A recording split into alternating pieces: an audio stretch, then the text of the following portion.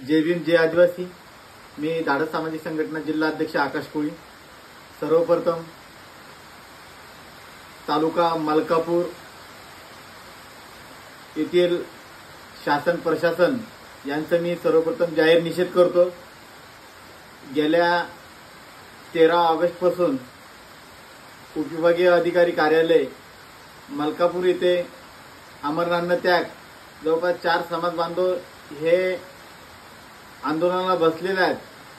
त्यांची आतापर्यंत दखल घेतली नाही आणि ज्याही वेळेस एडीएम सोबत बैठका झाल्या तेव्हा त्यांच्या तोंडाला पानं पुसण्याचं काम तिथल्या उपविभाग अधिकाऱ्याने केले आणि आतापर्यंत न्याय द्यायला पाहिजे होता, त्यांच्या समस्या जाणून घ्यायला पाहिजे होत्या आणि प्रमाणपत्र देण्याचं त्यांनी 31 तारखेला देखील आश्वासन दिलं होतं की तुम्हाला येत्या 2 तारखेला जवळपास 2 प्रमाणपत्र हे आम्ही देऊ। परंतु आजही देखील त्यांनी प्रमाणपत्र दिले नाही। उलट ते प्रमाणपत्र दिले नाही तर नाही दिले, परंतु मलकापूर येथील तहसील चौक रस्त्यावरील जमावबंदी असे आदेश त्यांनी या एडीएमने संतोष शिंदे यांनी काढल्यात आणि 31 तारखेला जवळपास 13 ऑगस्टचं जे अमरनाथ त्या उपोषण चालू होतं त्या उपोषणाला 19वा दिवस हा 31 ऑगस्ट रोजी होत होता आणि या शासनाने प्रशासनाने तिथल्या अधिकाऱ्यांनी दखल न घेतल्यामुळे तिथे मलकापूर तालुक्यातील आदिवासी कोळी महादेव जमातीचे जमात बांधव रस्त्यावर उतरून त्यांनी रस्ता रोको आंदोलन केलं होतं। टावरवर देखील 2 जमात बांधव गेले होते, त्यानंतर उंच पिंपळाच्या झाडावर देखील 2 जमात बांधव गेले होते। त्यांच्यावर या हुकुमशाही पद्धतीने वागणाऱ्या एडीएमने जवळपास 16 जमात बांधवावर आणि महिलावर देखील असे 16 जणांवर गुन्हा दाखल केला आहे। या एडीएम अधिकाऱ्याला आणि या मलकापूर प्रशासनाला मला सांगायचं आहे, माझ्यावर गुन्हा दाखल झाला, मला याची पर्वा नाही। अजून 1000 जरी गुन्हे दाखल झाले तर अशा गुन्ह्याला आम्ही घाबरणार नाही, कारण हे दडपशाहीने हुकुमशाहीने तुम्ही हे गुन्हे दाखल करतायत। आम्ही संविधानाला मानणारे लोक आहोत, आम्ही संविधानिक पद्धतीने आंदोलन करत आहोत। आम्ही आजपर्यंत शांततेच्या मार्गाने 19वा दिवस देखील उजडून गेला तरी देखील शांततेच्या मार्गाने डॉक्टर बाबासाहेब आंबेडकरांना आम्ही मानणारा वर्ग आहोत। आम्ही 19व्या दिवशी सुद्धा शांततेने हे आंदोलन केलं, फक्त शासनाच्या निर्देशात आणण्यासाठी आम्हाला रस्ता रोको हे जवळपास 15 ते 20 मिनिटं करावा लागला। परंतु त्याचा तुम्ही गैरफायदा घेऊन या रस्ता रोकोला वेगळं हिंसक वळण देऊन तुम्ही या 16 जमात बांधवांवर गुन्हे दाखल केले।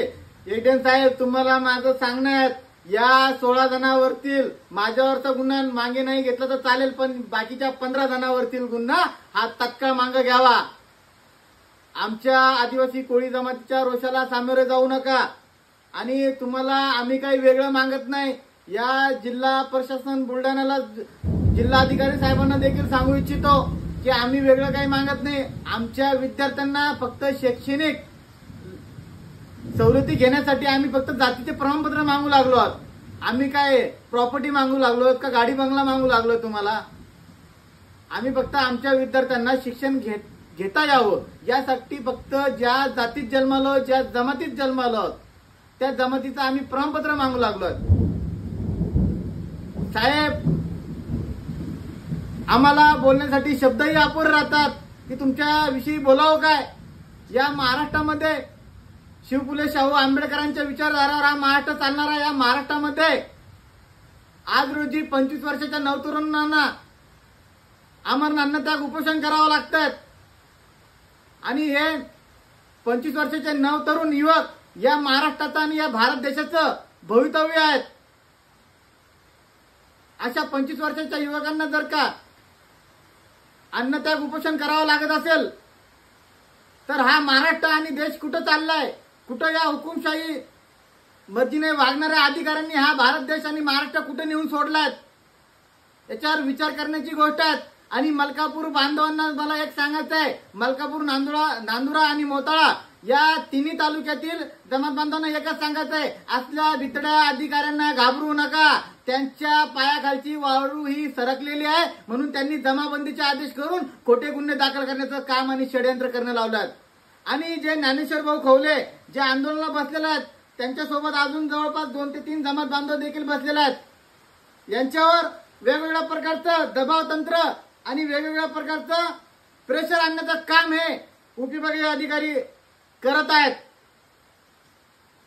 त्यांची तब्येत आता खालवलेली आहे. जमात बांधवांनो, तुमच्या मनगटातली ताकद त्यांचा आत्मविश्वास आहे. उद्या जास्तीत जास्त हजारोच्या संख्येने जमात बांधवांनो जे हॉस्पिटलला ज्ञानेश्वर भाऊ खवले यांना ऍडमिट केले त्यांच्या समर्थनासाठी तुम्हाला तिथे जायचं